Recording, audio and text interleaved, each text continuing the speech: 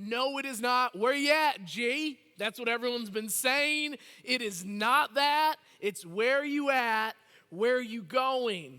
And I said this, I believe, earlier, but we have shirts for sale, $12 if you want to go to our cafe, our Blue Choopy after, and we have those available on sale tonight as well.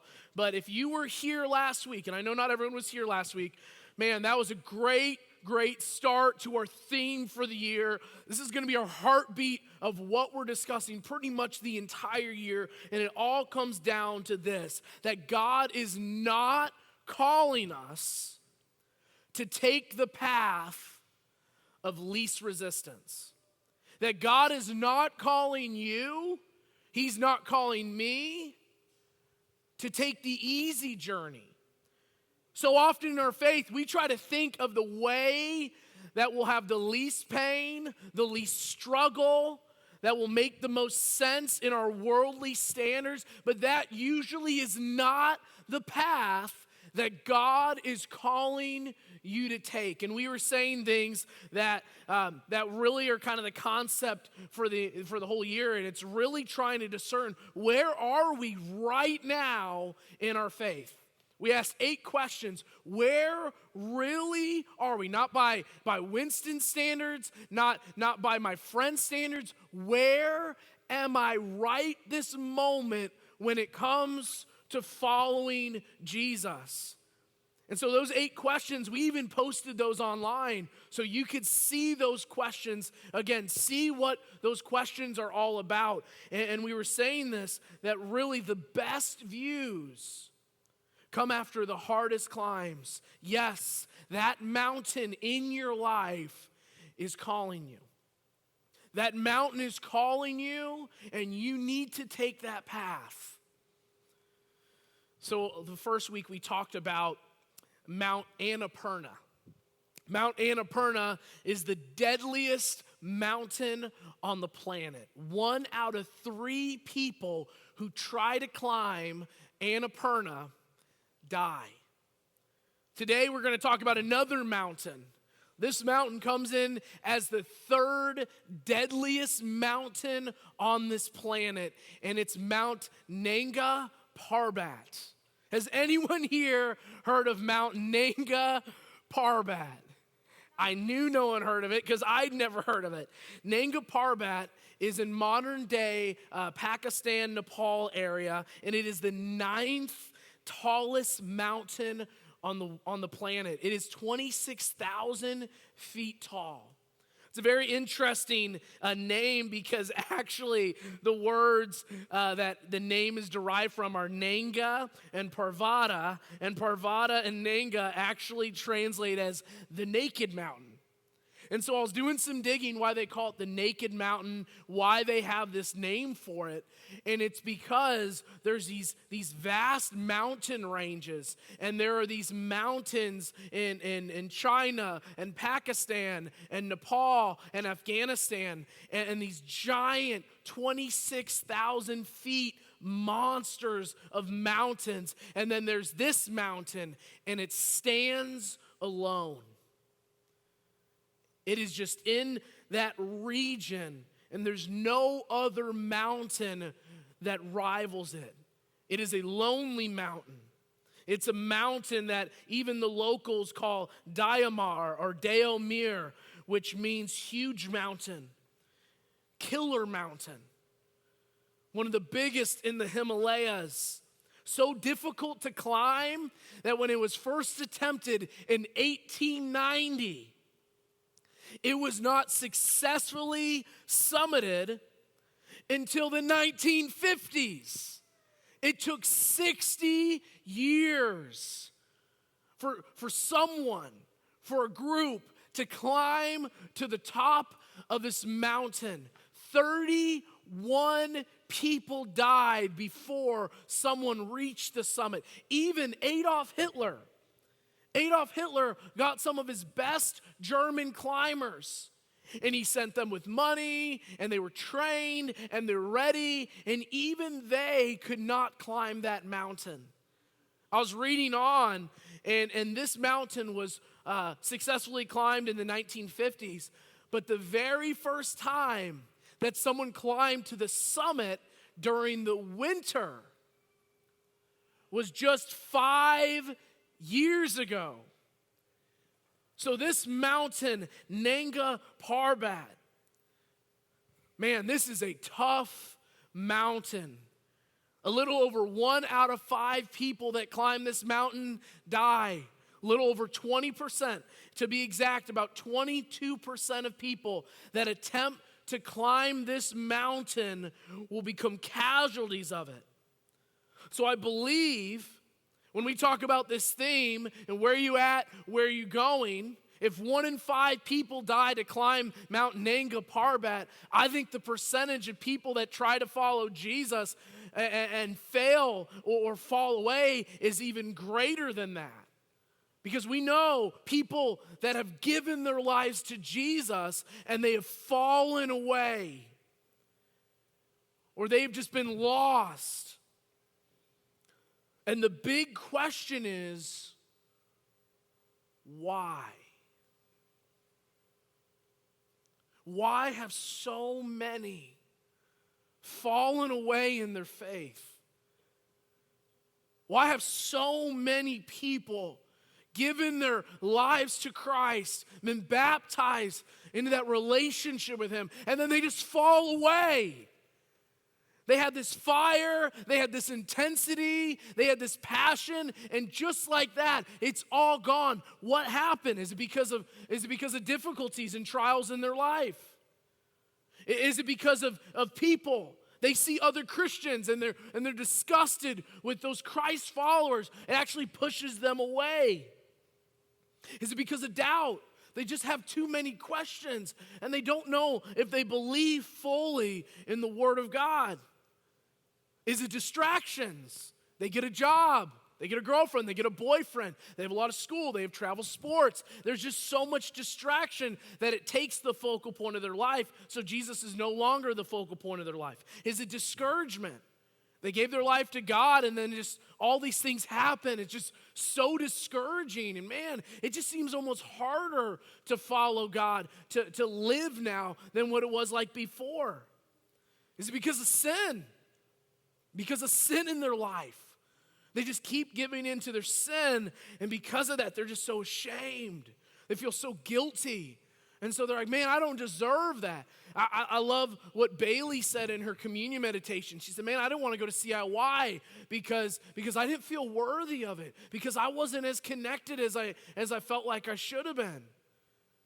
Is it because of something like that? You know, I had a friend in college, and he was a pretty good friend. You know how you have like your best friends, maybe 1, 2, 3 people, and then you have like your second tier best friends? You guys know what I'm saying? Like they're still a really good friend. You could still hang out with them, but you wouldn't say they're like your best friend. This guy was like that second tier best friend. Like we were really good. I can still call him today. We could schedule a time to like meet up. Like we're that cool, but he wasn't like my best friend, but we were really close, and we played soccer together, and this guy was such a talker. He was always getting in trouble with the refs all the time. I mean it, all the time. He was probably the best player all around on our team, but he just couldn't shut his mouth, so he never was a captain. He would always get yellow cards. Do you guys have someone on your team or someone that you know, they're just like really good, but they won't be quiet? Okay, someone just went like that. Okay, pointing to Brandon. No, that's not you, Brandon. No, I don't know what you're talking about. Okay, well, here's the deal. This guy, he was something else. I don't know how to describe him. He was the most confident person ever. You guys know that person in your life that they're just very sure of themselves. They think that they are the best at everything. And that helped him on the field. But here's this guy. He loved Jesus. He was a great soccer player. And he had this fiance, and they were going to get married, and they were going to go to Ireland, and they were going to be missionaries, and they were going to just change the world. I remember he's like, this is what I'm doing. I'm graduating, I'm getting my master's, and then I'm going to Ireland, and I'm planting a church, and then I'm going to this town, and then I'm going to that church and planting a church. He had everything planned out. He was that guy. And so I just want to fast forward this a little because I could talk forever about him. So let's fast forward. He graduates. He goes to Ireland for a short season, realizes, hey, this is not for me. So he comes back to the States. Then he comes back to the States. He just gets a regular job. And then he decides, man, I'm going to go to Mexico. I'm going to go to Mexico. I'm going to be a missionary in Mexico. So then he went, and by this time he's married. He goes down to Mexico. He's there for a year and a half. It's a disaster. Then he gets back to the States, and he starts selling blinds and curtains, and he ends up being a very successful businessman. He started selling commercially to companies, and he did really well for himself. But I still remember that time he gave me a phone call, and he said, hey, Winsten, my marriage is really struggling. I said, really? I said, man, I feel like you guys are perfect for each other. What's going on? And here's a guy, he grew up, and this will make sense to some of us. He grew up not in a Christian home. He actually grew up, and his father was an alcoholic. His father was very difficult to deal with. And so when he grew up, he pretty much had to raise himself. And so he had to be sure of himself at a young age. And now some of those things, the shrapnel and pain of his childhood had seeped into his marriage. And so here his marriage is struggling. He's like, can you keep me accountable? Can you be there for me? Of course, man. My wife knew his wife. 3 years later, they're divorced. And he's walked away from his faith. Here's a guy who wanted to going to be a missionary in Ireland. He was a youth pastor at one point. He went to Mexico, and you fast forward, and here's this man who now has a divorced situation. He's getting his boys every other day. He's working, and he's walked away from his relationship with Jesus. And I think about that. And that story's not as unusual as some of you might think. And so I want to ask a question to every single person in this room. Don't think about this, about the person next to you. Don't think about this as something that has nothing to do with me. And I want you to ask yourself these questions. I'm going to put them up here for you to see. And that is, do you have people in your life that have walked away from Jesus? Do you have someone that you know that they have walked away altogether? Second question, have you walked away from your faith at a season in your life? Has there been a time where you have just, and maybe on the outside no one knew it. Maybe no one had any clue, but in your heart, you knew, I've walked away. I might show mom or dad or grandparents or Winsten or my friends or my life group leaders, I might show them some remnant of who I was, but in my heart, I have walked away from my faith altogether. Maybe you're in that season right now. Maybe if we're honest with ourselves, you're like, man, I haven't said it out loud, but that's kind of where I'm at. Is right now, I'm kind of lost. I don't know what I believe. I don't know who I am. You know, Jesus would speak in parables. Does anyone know what a parable is? Okay, a parable, it's kind of like a short story, a simple story, and it's to illustrate a spiritual lesson. You know, I share stories every week. It's not just because I love sharing stories, even though I love sharing stories. It's because if I just went up here and said, okay, guys, let's turn to Genesis chapter 3 and read it, if you guys are honest with me, a bunch of you would be falling asleep, right? It's because I want to bring these things to life. And Jesus, he was the greatest storyteller on the planet. He was the greatest storyteller ever to live, and he knew that there's something about a story that illustrates a spiritual lesson. And so he did a lot of great work sharing these parables to bring these biblical concepts to life. And one of my favorite ones, and the one we're going to be focusing on for this entire series, is a story that we call the parable of the sower and the seed. The parable of the sower and the seed. And it talks about this sower, and he's throwing seeds out, and it falls on different plots of land. And so I want to read this to you guys, and I do this every once in a while, and I do it strategically, and the main reason I want to do it is I want you to listen, but I also want you to turn to it yourself. So if you have a physical Bible, or if you have a Bible app, I want you to turn to Matthew chapter 13, verse 1, because I want you to see it. If you got a physical Bible, I want you to feel it. And I want to read this to you. We're not going to be putting it on the projector so you guys can follow along.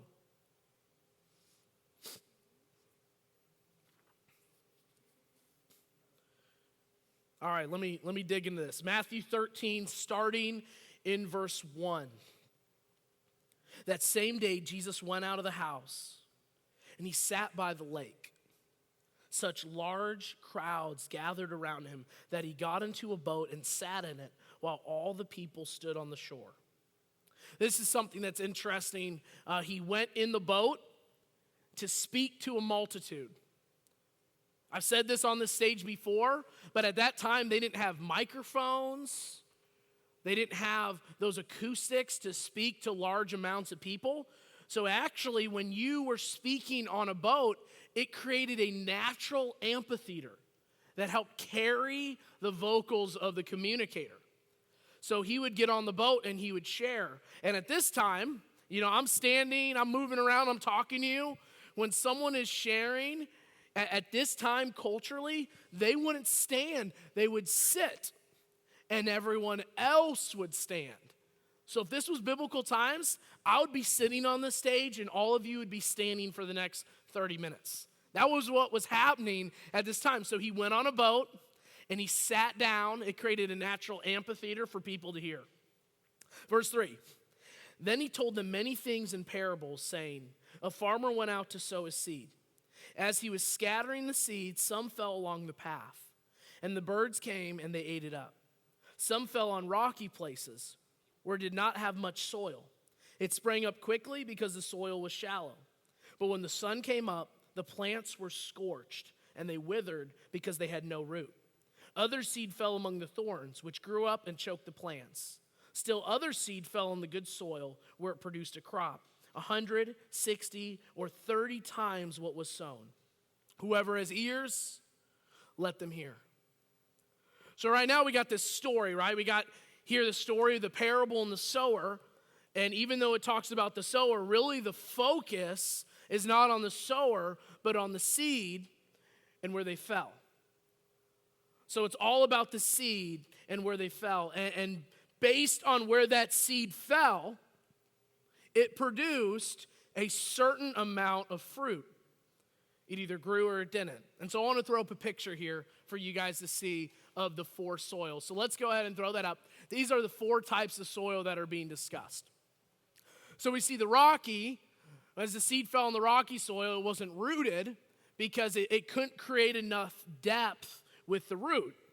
And so the seed, as it developed, it grew up, but it wasn't able to sustain because the roots were not strong enough. Then we have the pathway. The pathway, the ground was trampled on. People trampled over the seed, and the birds came and they ate it up, and they weren't able to grow at all.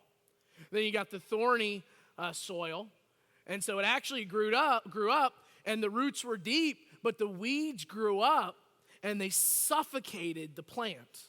They choked them out. And then you have the seed that fell on the good soil, and it was able to grow up, it increased, and it yielded, and it was fruitful. And so we see here that Jesus, he talks about four types of soil. And so people were naturally confused. They want to know, what did this all mean? What's the point of all this? What is Jesus trying to communicate with the parable of the seed falling in the soils? Well, I want to read that to you. Starting in verse 18, this is what it says. So skip ahead 9 verses.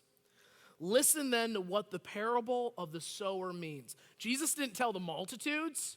He just told his disciples. He was trying to communicate to them what the meaning of this was. When anyone hears the message about the kingdom and does not understand it, the evil one comes and snatches away what that was sown in their heart. This is the seed that was sown along the path. The seed falling on rocky ground refers to someone who hears the word and at once receives it with joy. But since they have no root, they last only a short time. When trouble or persecution comes because of the word, they quickly fall away. The seed falling among the thorns refers to someone who hears the word, but the worries of this life and the deceitfulness of wealth choke it out, making it unfruitful. But the seed falling on the good soil refers to someone who hears the word and understands it. This is the one who produces a crop yielding 160 or 30 times what was sown. So this has everything to do with the people in this room. So what it's saying is there are 4 types, right? You got of course, the pathway. You have the rocky ground. You have the weeds. And you have the good soil. And so I think about this. Each one of these had an opportunity to grow. But only 1 out of 4 had a faith that lasted. Think about that. Only 1 out of 4 actually had a faith that lasted. Some, it was excited, it was hype for a season, and then it started to die off. Some, it was growing fast, but just the worries and the busyness and the struggles of life choked it out. It's very similar to the mountain we talked about. Almost 1 in 4 people died trying to climb that mountain. Only 1 in 4 try to follow through with their faith, actually follow through. I think about it. I've baptized a bunch of people in my life, and I would love to say every single person had a faith that lasted, but that's just not the case. Why? Why is that so often? Why is that more heard than the other side, which is just a life for Jesus that flourishes?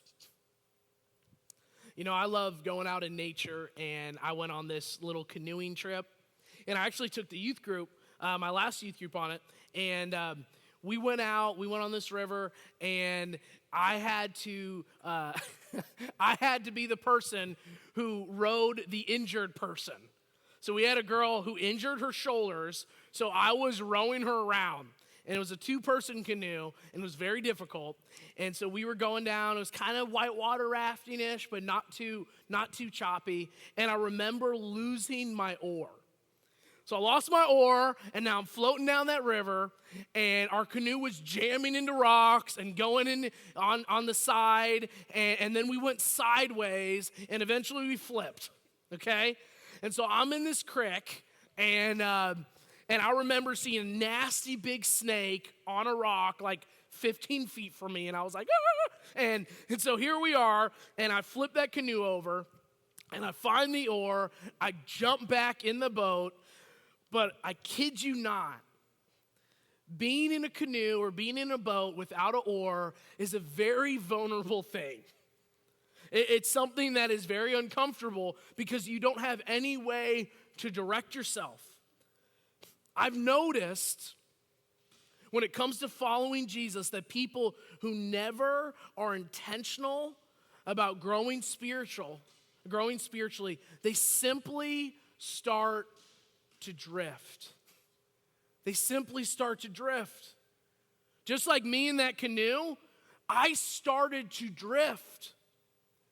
So people that fall away from Christ, it isn't because this crazy, massive thing that happened in their life. It's because of the small things. It's because of the small, unintentional, seemingly insignificant moments that cause the drift. And so why do people fall away? It could be this, it could be that, but it all starts because of a small drift. It all starts because there's something in our life that we start to compromise with. And some of us, we know this. We know where the compromises are. We know those moments where, man, I had a line here, and then right when we go over that line, that's when the first compromise happens, and then we drift. We start to fall away. And so how do we fight that drift? It's this: the good soil. The good soil endures the drift. The good soil is what fights against the drift. I mean, if there's a main point in this message, it is this: that the good soil endures the drift. Luke 8:15 says this. I want to put it up here for you guys to see. And the seeds that fell on the good soil represent honest, good-hearted people who hear God's word, cling to it, and patiently produce a huge harvest. They hear and they cling. Because they hear and they cling, there's a production. Because they hear and they cling, there's something that happens. I think about the two things that I think about when I hear and cling. And the first one's humility. They have humility enough to hear. A lot of us, we're unteachable. We think we've arrived. We don't think there's anything we have to learn. There's nothing that can be taught to us. We need to be humble enough to hear. And the second thing is conviction. We have to have enough conviction to act. It's one thing to listen, and it's great to hear. But if that hearing doesn't turn into action, then it's not real. There's not genuine conviction. A lot of us, we know in our heart, we know in our mind what is truth, what is right. But can we turn it into action? That's the path of the mountain. That's the path that is not the one of least resistance. You know, I was actually watching this Netflix special on 9/11. I think one of our students actually told me about it. And does anyone know what I'm talking about? What was the name of that? Anyone remember the name of that? But it was all on 9/11. It was 5 or 6 episodes on the background, the history of 9/11. A lot of things I never heard before. So when we think of 9/11, I was in 8th grade when that happened. Some of you, most of you, probably weren't alive. So I remember being an 8th grader, and I remember watching live as that plane hit that second tower. And for some of our young adults, some of our parents in this room, you remember those moments. But I remember 9/11 and the attacks. I remember watching. I remember seeing the devastation. I didn't know the background. I didn't know the background of the Russians invading Afghanistan. I didn't know the history of a proxy war between the United States and Russia in Afghanistan, and we're providing military weaponry for the Afghanistans. We're providing financial help to them. I didn't know any of this stuff. And so they're saying, hey, this attack, it pretty much started in the late 70s when this war broke out in Afghanistan. And this building up and the tensions of this moment. And so I was watching all these specials and mainly the Netflix episodes of that. I was watching all that. And I was so intrigued because, you know, I'm in a place in my life where I think of children, I think of my kids, I think about the life that they're going to be raised into. And when I watched the episodes and I saw these firefighters and I saw these policemen, these first responders, there was 400 casualties. 400 casualties that are first responders. Almost 3,000 people altogether. A devastation that our country had not seen up into that point by a terrorist attack. And so when I'm watching story after story of these firefighters, wives and husbands and children talking about their mothers and fathers, people that were talking about a firefighter that kicked open the door on the 77th floor and sent them out and then went up the stairs to the next floor. And family members are saying, man, did anyone see my husband? Did anyone see my wife? And they said, yes, he's the one who got us off our floor. He's the one who saved our entire company, our entire office area. And that's the last memory they had of their loved one. We got to listen to phone calls from the flights that were taken over. Husbands and wives saying, I love you, to their children. One of the calls was a mother, and she was calling her husband, and she was saying, I love you. I hope to see your face again. Tell the kids I love them. As these people fought, I think about the firefighters as they climbed to the next floor. They climbed the mountain. They knew what the cost was. They were willing to give everything because of the cause, because of their job, because of a greater calling. I think about people in this room, us. The mountain is calling us. A mountain is calling you.